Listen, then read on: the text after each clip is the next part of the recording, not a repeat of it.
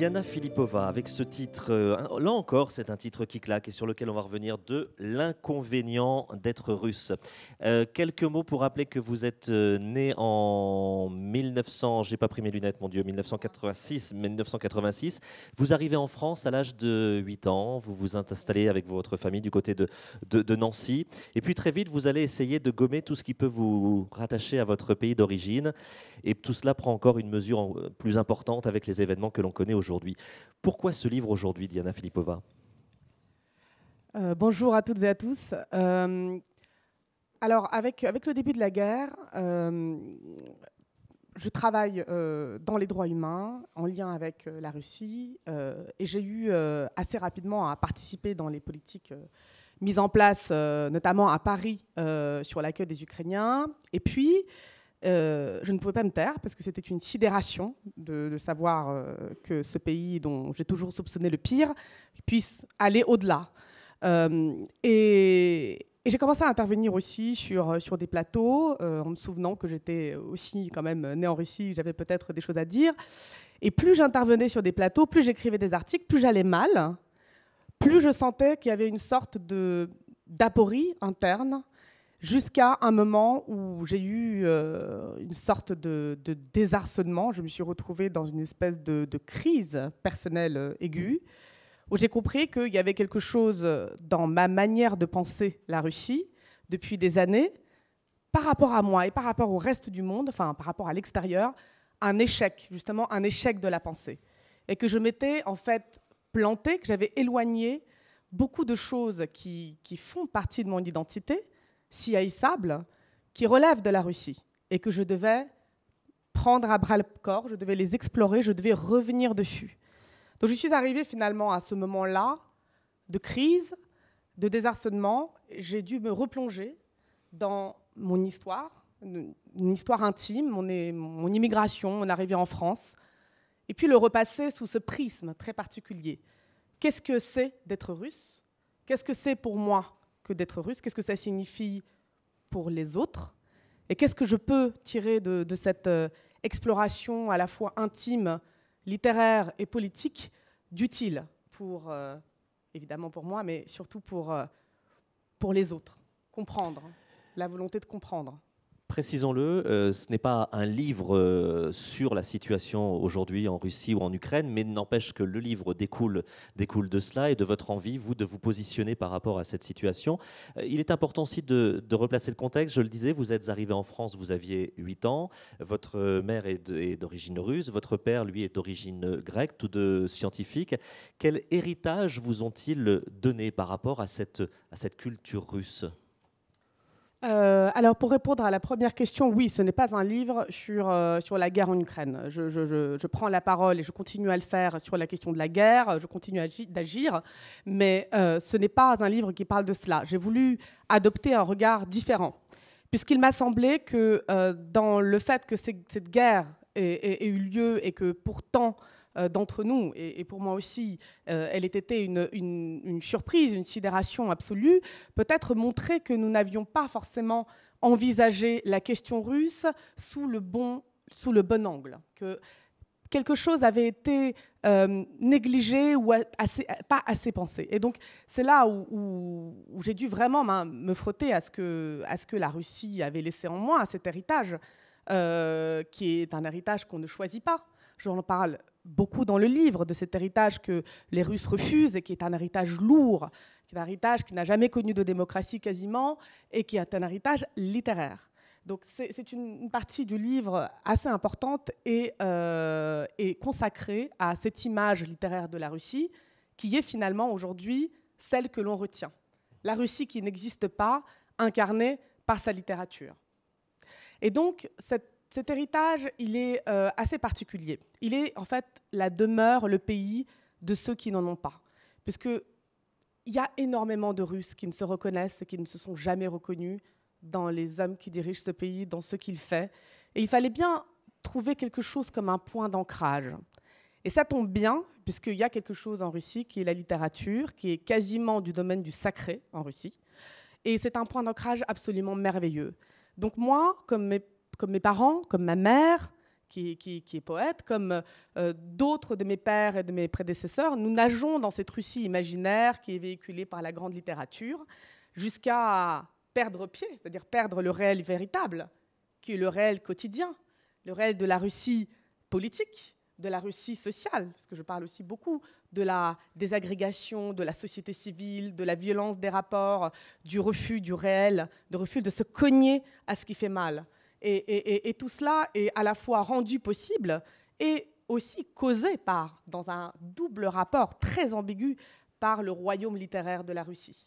C'est ce qui est complexe finalement, c'est que vous cherchez à gommer tout ce qui vous rattache à la Russie du quotidien, et vous nous expliquez un peu comment fonctionne la Russie d'aujourd'hui, ce que sont les villes russes aujourd'hui, et puis en parallèle, vous êtes quand même enrichi de cette Russie fantasmée, que ce soit par la littérature, que ce soit par la musique. On vous a mis devant un piano très jeune, et vous ne voulez surtout pas que la Russie fantasmée soit disséquée. Vous voulez qu'elle perdure, en revanche, même si aujourd'hui il y a un discours qui dit que même les plus grands artistes russes, il faudrait les mettre de côté.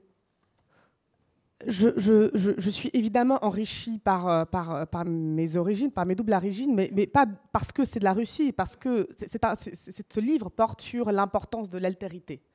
C'est vraiment un des points de départ. L'altérité est essentielle pour comprendre son pays et pour avoir un regard critique et un regard acéré sur ce qui ne va pas. Or, la Russie, tout ce qu'elle fait depuis des décennies et plus encore depuis les 20 dernières années, c'est de refuser l'altérité, de refermer vraiment, de rabattre le voile sur une Russie éternelle, blanche, conservatrice, fidèle aux valeurs familiales, tout ce que la littérature russe n'est pas, justement, puisqu'elle est contestataire. Moi, j'ai dû repartir de situations intimes et personnelles. C'était pour moi une nécessité. J'ai écrit ce livre dans un élan. C'était comme un lâcher de chien, en quelque sorte. J'ai dû l'écrire parce que je ne pouvais pas faire autrement. Et pour le faire, il fallait que j'aille me raccrocher justement au réel. Je ne pouvais pas écrire un livre complètement séparé de ma situation personnelle parce que c'est exactement la cause de l'échec qu'a pensé la Russie. Donc j'ai dû me réancrer dans, concrètement, moi, quand je suis arrivée en France, c'était quoi d'être russe et en même temps avoir un père grec? C'est quoi le racisme dont mon père a été victime et moi en partie? Quand je suis arrivée en France, c'est quoi d'être une immigrée russe dans une ville, dans une moyenne? Qu'est-ce que ça a fait, en fait? Et donc je pars de tout cela, évidemment de littérature également, et puis de situations très concrètes aujourd'hui.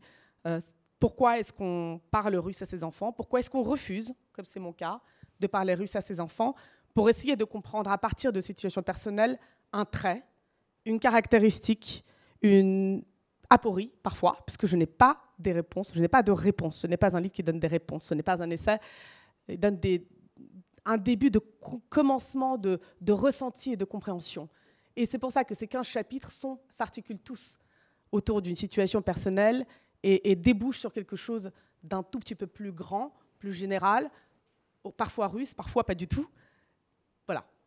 15 chapitres avec des titres qui ont tous leur importance. Je reprends votre expression, vous avez écrit en lâchant les chiens.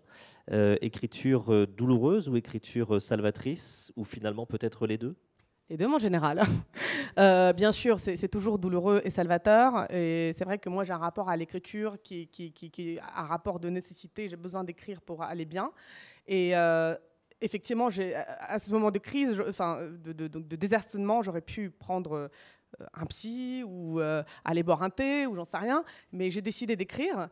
Et ça a été douloureux mais nécessaire. Mais il y a eu ce premier jet où, en quelque sorte, j'ai eu pour la première fois accès à moi-même sur cette dimension de l'immigration et de la russéité. Quelque chose que j'ai refusé de faire volontairement, comme on excise une partie qu'on n'a pas envie d'avoir, qu'on n'a pas envie de porter avec soi, depuis 30 ans. Et là, c'est vrai que c'est arrivé d'un coup, et j'ai 37 ans, donc c'est quand même pas... je suis une femme adulte, donc il y a eu ce moment-là, et j'ai dû me confronter à ce qui en est sorti.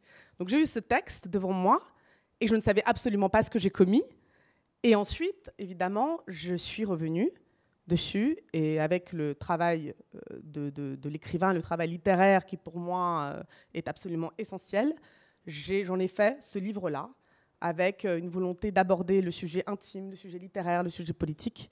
La volonté également, vous le verrez, de retraduire d'apporter quelques poèmes, quelques livres qui ont beaucoup compté pour moi.